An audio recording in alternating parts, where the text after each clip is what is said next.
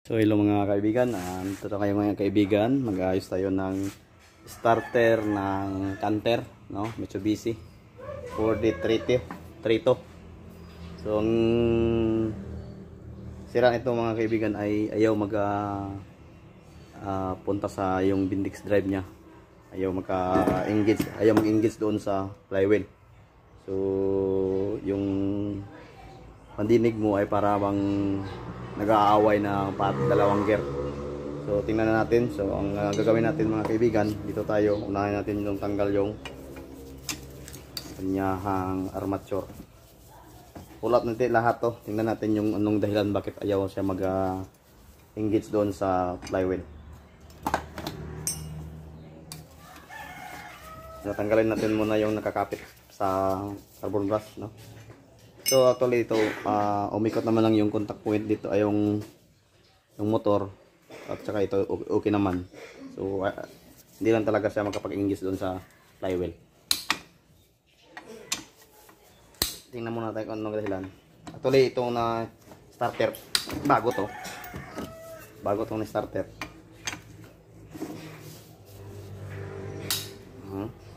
Yan, tunog pa yung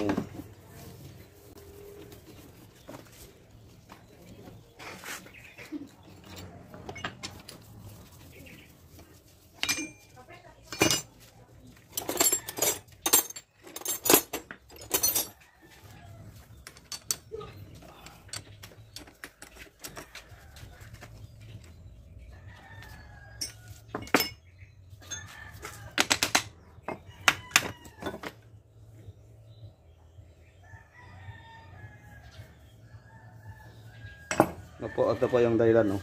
Bakit ayaw sa mag-start, naka-engage sa flywheel. Kasi natanggal pong yung mga lock dito.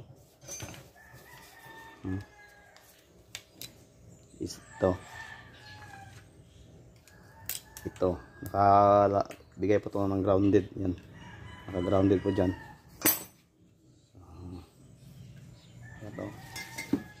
Ito po, dito po yung nakalagay yung mga lock. Kaya bakit ayaw siya mag-start.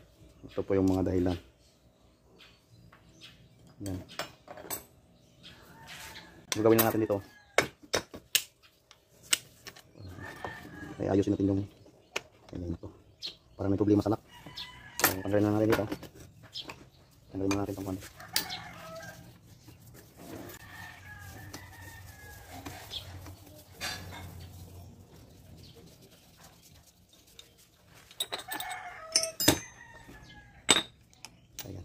So dito dapat nakalagay yung ito na lock, no? Yan. Pero natanggal yung bolt na nakakapit sa kanya. Kaya yan nangyari.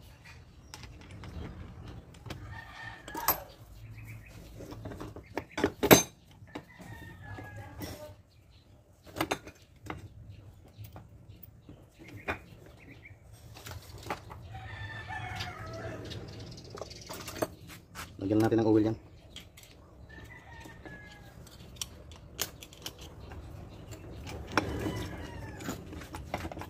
Ayan.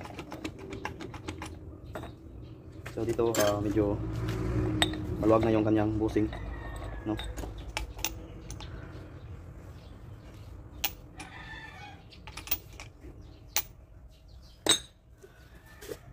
Maglagay din tayo ng trasa dito.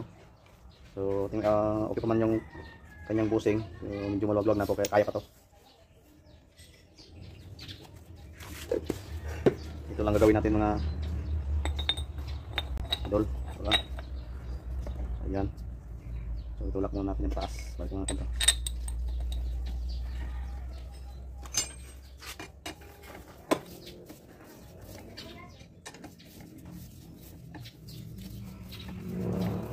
Yan po ang kadalasan kasi pag ayaw mag-engage doon sa flywheel, ito ang mga kadalasang nasisira. Pero yung iba, yung Bendix gear. So ngayon, yung sira nito ay hindi Bendix gear kundi yung nakakapit sa gear natin. Ayan, lumabas na siya. Ito po yung sinasabi ko kanina. Ayan, o. So dyan po natin ilagay yung mga kan dito. Spacer to muna.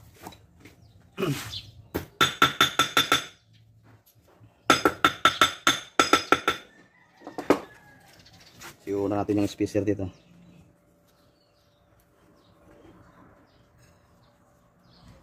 Okay.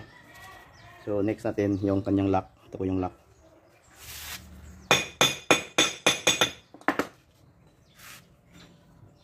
Ayan. Okay. So ayan po na po. So ito mga kaibigan, balik na natin yung kanyang lock, no? Ito. So balik na natin yung armature at saka yung Philco wheel. Tingnan natin muna. So dito lang natin ilagay itong yung may kwan dito, no? Guide na yung mga guide dyan. Ito lang.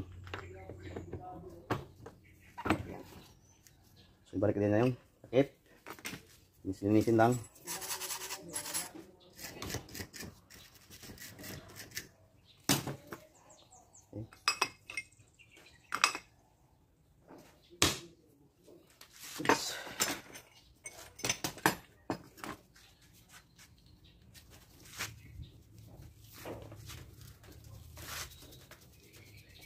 So ito po yung na-bolt ay nahawakan po yung brush holder natin.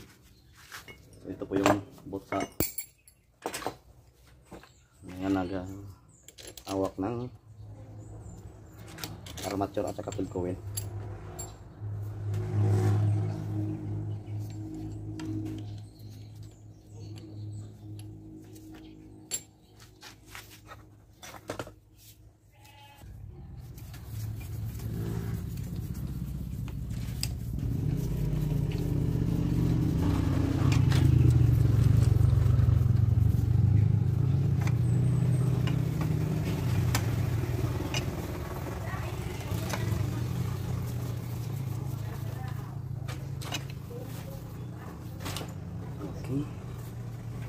Pagbalik niyo dito,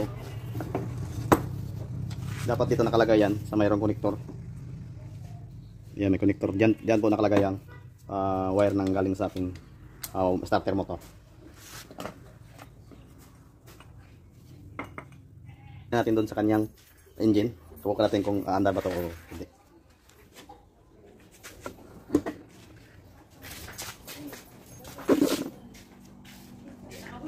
Subukan natin muna dito.